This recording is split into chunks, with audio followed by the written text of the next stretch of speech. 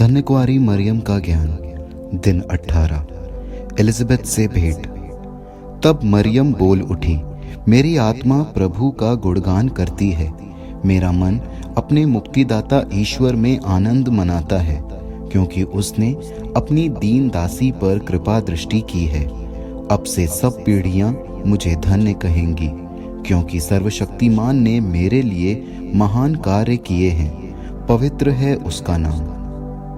कुछ लोग ये कह सकते हैं कि उसके गर्भ करने का कारण ये था कि वो ईश्वर की मां के रूप में चुनी गई थी। मुझे नहीं लगता कि कोई आश्चर्य और विस्मय में इस थोड़े से रोमांचित होने पर दोष लगा सकता है। किसी को एक बड़े उत्सव की कल्पना करनी चाहिए कि जो ऐसी खबर बांट सक रहा है। परंतु हमारी मां ने क्या किया? वो अपनी कुटुंबनी एलिज़ाबेथ की गर्भावस्था में उसकी सेवा करने चली गई। वो कई मील चलकर एलिज़ाबेथ के साथ खुशी मनाने चली गई कि प्रभु ने जकरिया और एलिज़ाबेथ को एक बच्चा देकर आशीषित किया है। वो एलिज़ाबेथ की उनकी गर्भावस्था में सहायता करना चाहती थी। हमारी माँ की दूसरों की सेवा करने की इच्छा, जबकि वो स्वयं मसीहा को गर्भ में धारण किए हुए थी, उसकी नम्रता का सच्चा विधान है।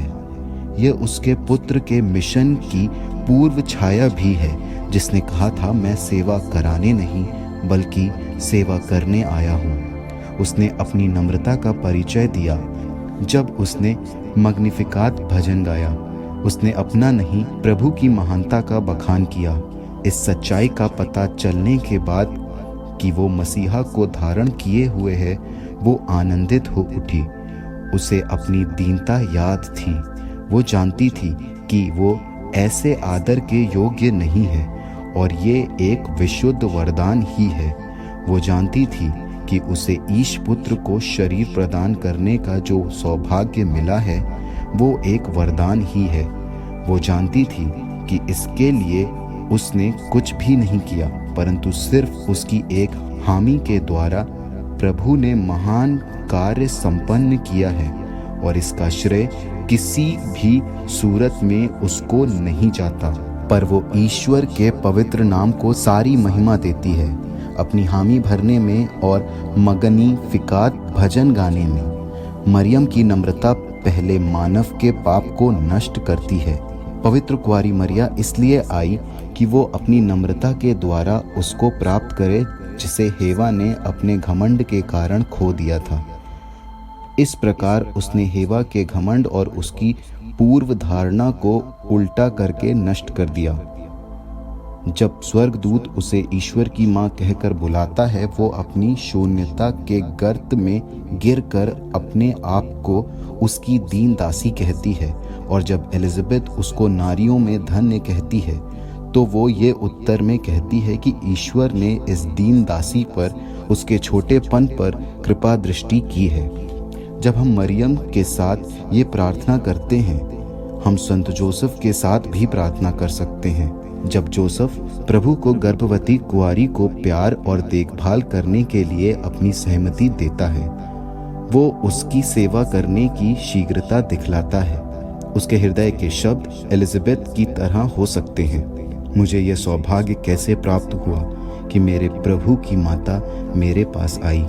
वो उसे और बालक यीशु को अपने उस घर में ले गया जो उसने उसके लिए बनाया था।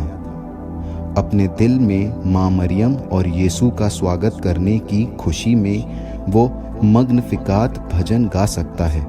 मेरी आत्मा प्रभु का गुणगान करती है, मेरा मन अपने मुक्तिदाता ईश्वर में आनंद मनाता है, क्योंकि उसने अपनी दीन दासी पर कृपा दृष्टि की है।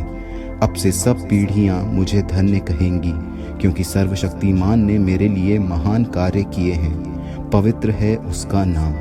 जोसेफ भी सेवा करने में जल्दी करता है, सेवा कराने में नहीं।